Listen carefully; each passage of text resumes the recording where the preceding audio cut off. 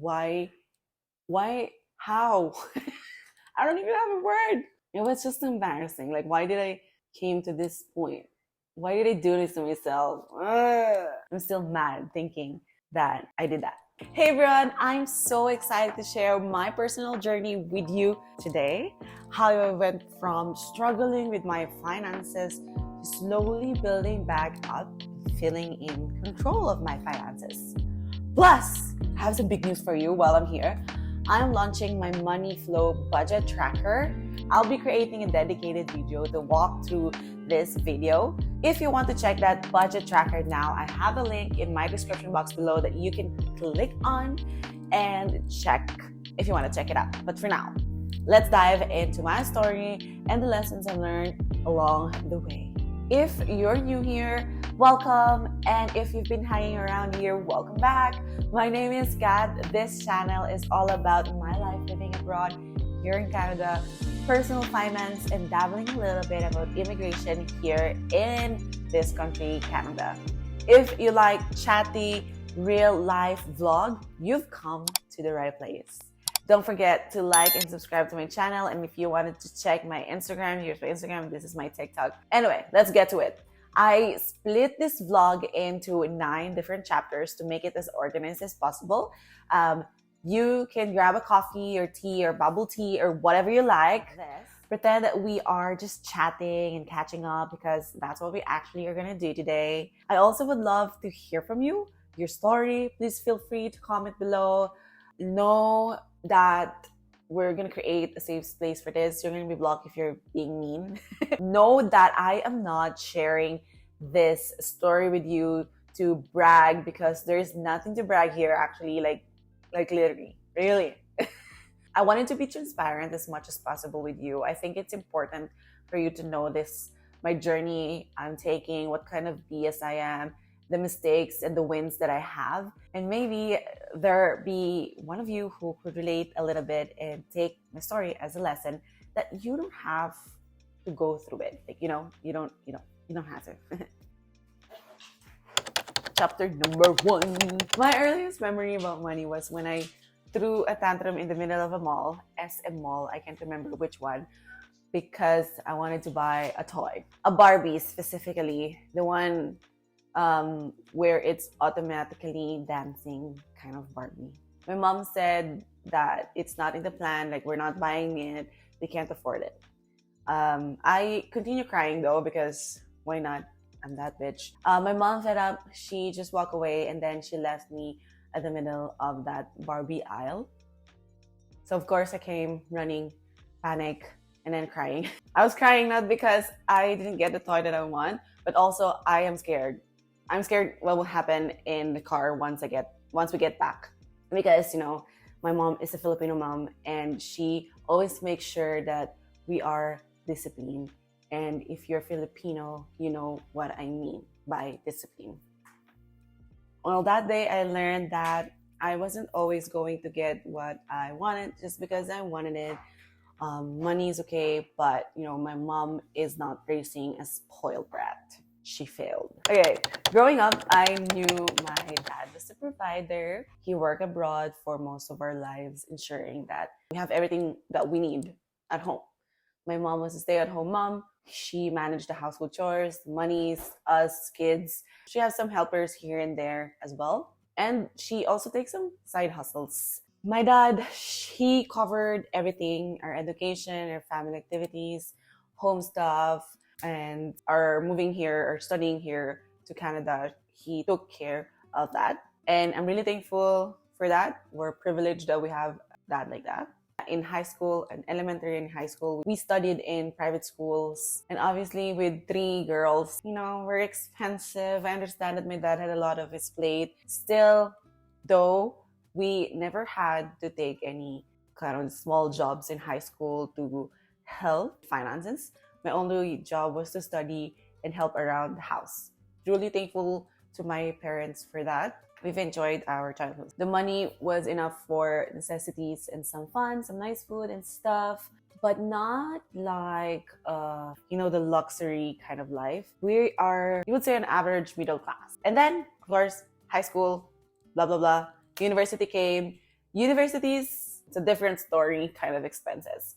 And my older sister and I, we were both studying for like about a year and a half together in the university. And obviously, two kids in university, that can be expensive. That's when I really felt that money is a bit tight, but not to the point that we need to find jobs to help provide for the family kind of tight. It is we have to restrain ourselves more kind of tight. We weren't in extreme scarcity, but I definitely felt the difference. One time I remember I got kicked out from our class. I was supposed to be taking an exam, but my classmate did, I didn't, because my tuition fee hasn't been paid yet at that time. So I told my mom, I texted her, Ma, I thought we already paid the tuition fee. My professor had to kick me out. I couldn't take the exam. And then she rushed to Manila, drive to me at my dorm, thinking I was embarrassed in front of my class. I was sad. I was whatever. But honestly, I didn't care. I didn't care that much. I took that time to study my exam because I actually didn't study my exam. So I get a little bit more time to study. So I guess thank you for not paying the tuition fee. So yeah, there was that time that the tuition fee hasn't been paid. There was also some weeks when I was giving only 700 pesos allowance to survive in Manila for 7 days. Now, I'm not complaining. It's such a privilege to have 700 pesos. I didn't work hard for it. It's just given to me. Not complaining, but I remember my older sister. I remember her getting 1,500 or 2,000 per week. Girl, 2,000 pesos per week? Not even half is what I get. Fine, I know myself. I'm resourceful. I have lots of friends that I can talk to. I'm good.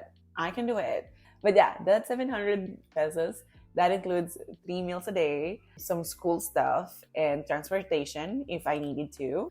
So, I told myself and my mom that, you know what, it's enough. I can do this. I eat fish balls a night with rice on a side. I can get by. Yeah, right. In reality, it lasted only 3 to 4 days. Thankfully, thank God, I had amazing friends who shared their food with me, shared their yellow pad papers with me, and helped me get through that phase. They even eat fish bowls or cheap street food for dinner with me because I can't afford healthier and better options. Also, some of them, they even treat me for dinner. Like, I love them so much. I just love them. Despite that, life is good. I'm studying in a well-known university. My parents give me allowance every week. Like, this is the life I wanted. Life was good. Like, I know too, my dad is there to back me up. Like, I could literally just ask money from him, but I don't want to do that. I understand that this is what's given to me. This is what I have to work on. If I need to sacrifice a little bit for the family, why not? I don't mind. I've seen my parents sacrifice their lives for us. So like, oh my, excuse me. So that was when I truly realized that money wasn't unlimited, and I had to make sure I secured a good job after I graduate so I can pay back my parents so I could start living my life. But I also know that I have a cushion to fall back in case I can't life. Anyway, after graduation, I started freelancing in events. It was great. I really enjoyed. My extrovert personality was really thriving, was so great. I loved it until I ran out of freelance jobs. Yes, I don't like that. Like, I don't really like to run out of jobs. So I looked for a job that I thought I would like. I quit after 4 months. The manager wasn't really great. She was really toxic, and it's not even a good paying job. It's not worth it. Actually, you know what? It's not even about the money. It's just not the vibe that I want from the manager, from the team. Like, this is not me. Also, I was confident to leave the job not because of my skills. I'm good, but I'm not that great. It's because I know that no one is relying on my salary. I know that I can just go back home, be a potato, be a palamunin. And I know that was a privilege at that time. But knowing what I know now, I don't think I appreciated that life enough. No, I didn't. But 2 or 3 months later after that, I found another job, which became a great stepping stone for my career. I really loved it. It was paid me fairly, a bit overwork at times, but the team was great, manager was great, and I'm starting to grow in my career. I'm learning things, I'm knowing people. My parents taught us that in career, in life, I had to start small and then make sure to work my way up eventually. So I was really excited to do that. I see that this path is gonna be great for me. This is me. I want to do this. My parents, however, didn't see my job in the event industry as a real job. Back home, event industry is such a great industry, such a big industry. We love entertainment. We love going out. We love doing stuff back home. To them, it looked like I was just partying every night, attending these fun events, talking to celebrities. That's what they think I was doing, which I was actually doing. I was literally partying while I'm working. It was pretty cool. It was a fun gig, and it was paying enough. And I am knowing these people, like it's great. But of course, it's different with my parents. Not to be mean to my parents. It's just a different life that they're living too, right? To give you a little bit of the background, my dad, he's used to hard labor. And as a kid, he started working 9 years old as a farmer for his family. And then my mom, same thing, in province, she used to work in koprahan. I don't know the English term. I'll put something in the screen on what koprahan is. But yeah, that was a hard work as well. And I think for them, with their experience, with their knowledge, that even if they work hella hard back home, nothing will change. Poverty will still creep in, and they don't want that for us. So they wanted us to build stable lives abroad. That's what they thought is the best pathway for us. And at that time, too, my older sister wanted to move abroad as well. So she did. She chose Canada, and I followed her here in Canada. So that's why I'm here. A little bit context why they think that way. Back home, we see our relatives who are working abroad, who are living abroad, bringing lots of gifts from there to home. We call this balikbayan box. We see them sending money to their family doing a bunch of cool stuff. We see them building houses, big houses, beach, resort, or whatever, and have a decent life. We don't see the struggle, the hard work of those relatives abroad, but we see what they are buying. That's what we only see. We don't see the hard work, which sometimes they actually hide it for some reason. And that's why most Filipinos think that way. Most Filipinos in the Philippines, at least, thinks that way. We think that people abroad, they're living the life that we wanted. So in 2019, I moved to Canada. And that's when I truly understand what it meant when people said hard work, when people said money is tight. I had to be fully independent. No one could back me up now financially. The currency exchange made it unrealistic for my dad to send money to me. So I really need to hustle. I hustle, but not for money. I hustle because I love what I was doing. But now it is hustle because I actually need money. But finding a job was challenging when I moved here, especially you don't have any network of friends, which I did back home. That's why I got some freelance gig after I graduated from university. But when I moved here, it's really different. Obviously, different culture, different kinds of people, different ways of approach. And then I was also studying full time, so it was hard to juggle everything all at once at the same time. Paying bills, earning money, studying, have a higher grade, and then emotional, mental shit. You have to struggle, you have to juggle, which is fine. I found a job after 3 or 4 months. And I got fired after a few weeks because they said my English wasn't that great. And COVID came. I had no job for a year, but Canada was giving out funds. My sister received government benefits, which we used to survive during that time. I didn't get the benefits because I was a student, and I think I wasn't eligible because I haven't worked more than some months, I think. So I didn't get the benefits. So I was literally just a leech to my sister. That's what it is. I don't have a better word for that. It was okay though, It's fine. My sister was okay with that. But there was just full of anxiety of what's going to happen next because I wanted to stay here in Canada.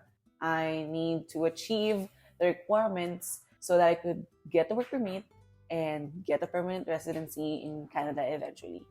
However, it was really looking slim at that time. Like not like it looks like I'm gonna have to go back home at some point. So I was really stressing about money that was, invested for me from my dad's money to move here in Canada, and the potential of it going to be wasted if I didn't make things happen. But then I also don't have a control with the pandemic. Like it is what it is. I can really control, I can really stop the pandemic. Yeah, I was just stressing about it. Of course, it doesn't stop there. Unfortunately, my mother suddenly passed away. And obviously, I don't have work. I have no savings. I felt shit. I can't pay for my own flight back home. And my sister and I, we have to use someone's credit card so that we could pay for our tickets to go back home. And it doesn't feel right. We also don't have a lot of savings to pay for the expenses. When someone passed away, there's a bunch of expenses to have. We're just starting our life here, We don't have anything, like literally. And then back home, we found out that my mom left a bunch of debt that we as a family didn't know, that my dad doesn't know. And then, of course, we have to deal with it while grieving. It felt like a telenovela kind of life during that time. I'm not sure what happened, but I know my mom always thinks about our family. She did what she could do. She did what she know how to. This is when I truly realized how important it is to have a life insurance, to have emergency fund, and to, as much as possible, have no debt at all. Because you're gonna die. You're not gonna deal with it. Your loved ones are going to deal with it. Your loved ones are going to be burdened financially by it. And I don't want that for my family. My mom, she is the best. She never let us feel that we have to worry about things. Unfortunately, I was too naive. I should have persistently ask and offer help. I should have stepped up, basically. I should have just stayed back home or whatever so that we don't have to spend as much. So I finished my study in Canada, so at least that is great news. I eventually started working full-time at a restaurant serving. Then I worked as a call center agent, phone agent for a US bank. And then eventually found my way back to the event industry, which I was really happy. The pay with that event agency was okay. I didn't look for more because I was betting on myself. My time is ticking here in Canada. I need to get working at the role that I need to be in so that I could get my permanent residency eventually. And after some years, boyfriend and I decided to live together. We rented a condo. We planned to rent out the spare room, but we ended up keeping it for ourselves due to past roommate experience. It's mostly his experience, I have good people around me so far. But then that meant it was a higher expenses for me. I was only paying, if I remember it right, I was only paying 500 per month. And then I moved to times 6 of that. So the next year of living together also was the year where that event agency that I'm working with doesn't have a lot of clients. So I wasn't given enough hours to pay off my bills. So then I picked up another part-time job at a restaurant where I used to work just to get by, And I don't mind. It's normal here to take 2 or 3 jobs or work for yourself at the same time while working for full-time for somewhere else. So I don't mind. You're gonna have to do what you gotta have to do, right? So did you hear the mistakes that I did? Did you hear that? Oh, I really hate myself. Mistake number 1. I inflated my lifestyle when I wasn't ready for it. I didn't have to move to this expensive house. Although I don't have regrets. I love this house. I love living with this guy over there and having my own space and not have to compete with the washing machine and dryer with my other 5 roommates. I didn't have to agree though to not have another roommate. We could have put more effort to it and it will be less hard. But no, whatever. It is what it is. It's done. Another mistake is I stayed having that scarcity mindset that I'm not capable of living up my career. I did ask for raise a bunch of time. The ask was rejected because the reason is I'm not to the expectation the manager wants me to be. I was overworked. I unfortunately used my credit card to cover some bills, unfortunately. And then I got injured. When was that? I can't remember. 2023, 2022. I had to quit my restaurant job, and then my hours in the events were cut due to the nature of the work. I always have to lift stuff, move around, so I couldn't do that because I was in the brace. I put a picture here. This is me. That was me. The savings were wiped out, and my credit card debt balloon. So great. I felt so ashamed. I even don't want to say it here. I felt like a total failure. Like why, how? I don't even have a word. It was just embarrassing. Like why did I came to this point? Why did I do this to myself? Even now, I'm still mad thinking that I did that to myself. There was also a point that I did try to ignore the fact that I have that. I was just too overwhelmed, and my partner's also dealing with some other things. I don't want to hassle him too, but basically, I just don't want to accept that it's there that I have that. But I have to deal with it, or else I'll end up being more in debt, and then I'll do what I don't want to do, which is to financially burden the people that I care about. I know that I have to do something. I know that I have to turn things around. So I have to do something, I started to consume every personal finance video I can see. I read Reddit thread, and I listen to some motivational podcasts, finance podcasts that I could find, that I could learn from. And then a friend of mine, which I also met through YouTube channel, she introduced me to financial industry. It was exactly what I needed at that time, to learn about money, to learn how money works here in Canada, and to be able to help others who were in the same boat as me. I overcame my limiting beliefs, still overcoming it, still trying to do it, still working on it. But I got a financial broker license, so I was able to serve people. I was able to have side hustle while I am also doing another work. And because I was really working on my limiting beliefs, I was able to shift my brain and tell myself that maybe this is not the place that is best for me, or the work that is best for me right now. Maybe there's something more opportunity that would be available for me if I made it available for myself.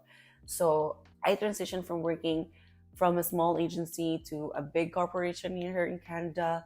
It was really scary for me to do that because I've been just working with smaller groups of people, a small team, but I did it. I could do it. It's just I have so much limiting beliefs. I don't literally believe on myself. I don't literally believe on myself that I can do great things, but I'm trying to be the best advocate of myself. By March 2024 last year, I started consistently paying off my debt. I put $800 per month, and now I'm on track to be debt-free by November 2025. Isn't that cool? I'm now contributing more to the household expenses. I was able to build like a month and a half of the emergency fund, which was really helpful this month. And I was really, really happy that I am able to help more with the household so that my boyfriend doesn't have to pay for a lot of things. And then last Christmas, I was able to buy gifts. We were able to buy gifts for her, for his family. And then I was able to treat my sister for her birthday too, which I haven't for such a long time. It felt amazing. And I'm not even spending for myself. I'm spending for those people who were there for me, for us.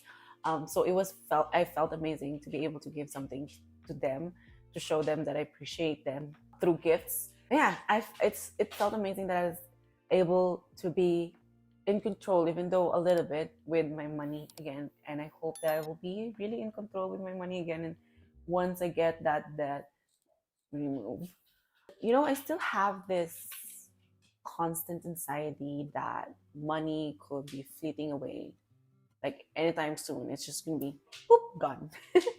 But I know what I have to do. I think I have to work more for myself. I have to level up more with my skills, my knowledge, with my business, so that I could be more to people.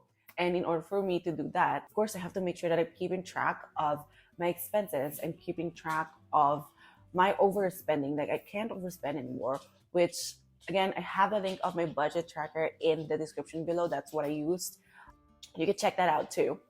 And really leveling up my skills, knowledge, and mindset so I can help more people through my financial services and through this platform. My priority is to pay off debt, of course. But beyond that, I wanted to save for my dad's and my sister's visit to Canada this year. Hopefully, cross fingers. My goal as well is to grow my YouTube channel, this channel, to help more people navigate life abroad and personal finance in Canada. Sharing, my mistakes like this, sharing the lessons so that you can avoid my bullshit, my BS, my pitfalls. There you go. Looking back, especially in the recent years when I moved here in Canada, my financial journey has been messy, emotional, and full of lessons. But the most important part that I want you to take away from this video as well is I accepted the fact that I was not taking accountable of myself. And then I start changing, doing things for myself. I try to take control of my money mindset every time, and as much as possible be focused and know that I'm building the future I want. So that's really what is important. Also, what I'm struggling to is comparing my life to other people in social media. It has been such a great struggle for me. So that is something that I also have to work on. Because, we have our own path. You have your own path. I have my own path. And it is unfair to compare yourself to other people's path. Like, it's just so unfair. Everyone will have their own turn, And me will have our own turn when we do something for ourselves, when we take action.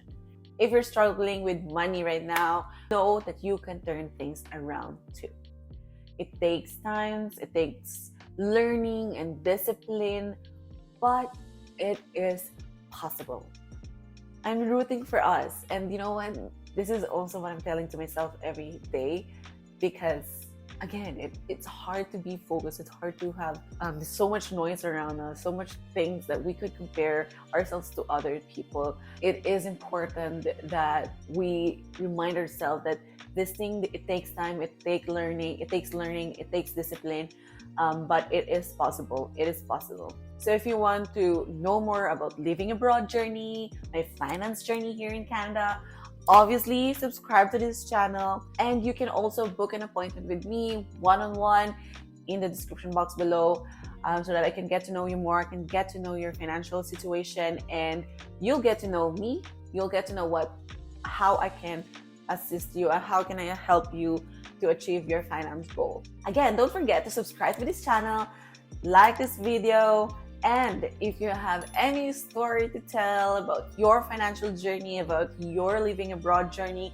comment it down. I love reading your comments. Again, thank you so much for being here, for listening to me. I hope this is somewhat insightful to you, that you learn from this. Stay tuned to my next vlog, where we are going on a weekend date, chat about life, coffee, and random BS. See ya.